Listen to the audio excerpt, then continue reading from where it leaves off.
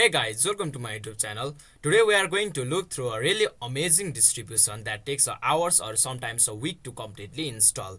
So that is none other than Gentoo, which is my all-time favorite Linux distribution, and the reason behind this is it needs you to build up everything and set up everything including the kernel.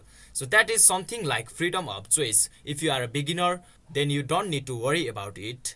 Gentoo now offers a live CD with the KDE Plasma desktop environments along with lots of pre-installed desktop application, and they have tried to integrate the administrative tools for recovering your system.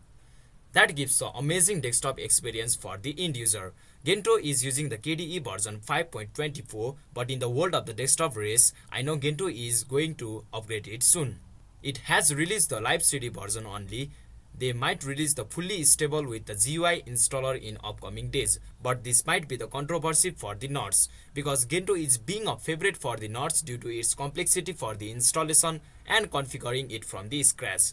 But don't worry, live CD is just only for the beginners and only a showcase for those who want to try out the Gentoo. As from my perspective, if a developers started to make a Gentoo like other distribution, then there will be no difference between the Gentoo and other distros.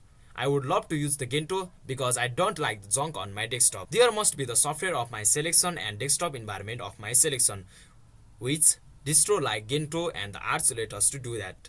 Even if we want our own kernel, we can also compile it from the source. If you want to try out the Gentoo but don't want to suck your head for installing it, then this is for you. Just go ahead and download the live CD and try it out. So you can also make out the live bootable USB drive, or if you don't want to make the live bootable USB drive, then you can use the virtualization software like VMware, VirtualBox or the KVM.